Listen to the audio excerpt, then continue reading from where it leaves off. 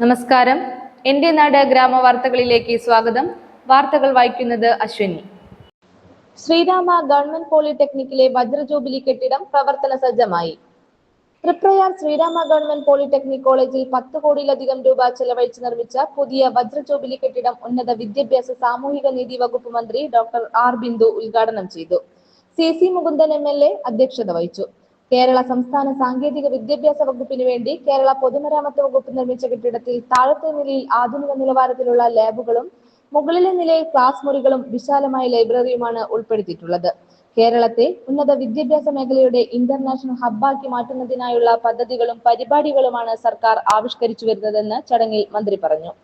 കഴിഞ്ഞ 4 വർഷത്തിനിടെ 6000 കോടി രൂപയാണ് കേരളം ഉന്നത വിദ്യാഭ്യാസ മേഖലയിൽ വിന്യസിച്ചിട്ടുള്ളത്. ഇതിന്റെ ഭാഗമായി നിരവധി നിർമ്മാണ പ്രവർത്തനങ്ങൾ നമ്മുടെ ക്യാമ്പസുകളിൽ നടന്നുവരുന്നു.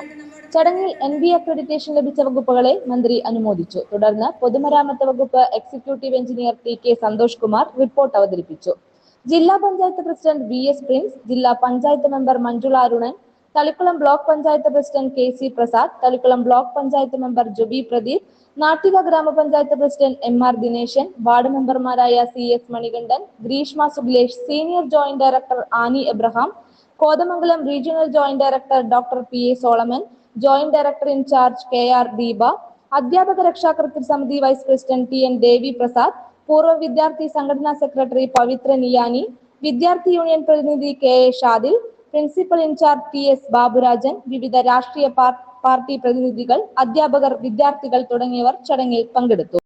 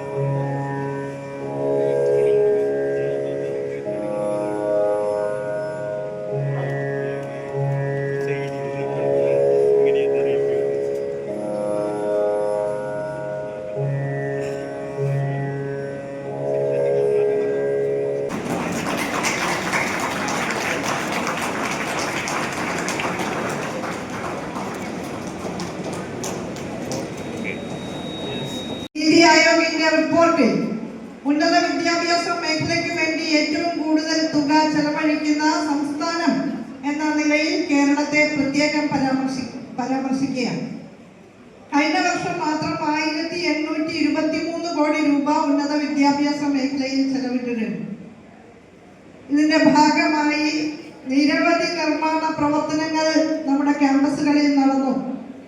കിഫ്ബി പദ്ധതിയിലൂടെ, റൂസോ പദ്ധതിയിലൂടെ, സംസ്ഥാന ഗവൺമെന്റിന്റെ പ്ലാൻ ഫണ്ട് വിഹിതം ഉപയോഗിച്ചുകൊണ്ടൊക്കെ തന്നെ 2000 കോടി രൂപയിൽ പരം തുക നിർമ്മാണ മേഖലയിൽ ചെലവിട്ടുകൊണ്ട് ഏറ്റവും പുത്തൻ സൗകര്യങ്ങളുള്ള സ്മാർട്ട് ക്ലാസ് റൂമുകൾ ചേരുന്ന അക്കാദമിക് ബ്ലോക്കുകളും എല്ലാ സൗകര്യങ്ങളുമുള്ള ലബോറട്ടറി ബ്ലോക്കുകളും മോഡേണൈസ്ഡ് ആയ ലൈബ്രറികളും എല്ലാം വിദ്യാർത്ഥികൾക്ക് വേണ്ടി സജ്ജീകരിക്കാൻ നമുക്ക് സാധിച്ചിട്ടുണ്ട്.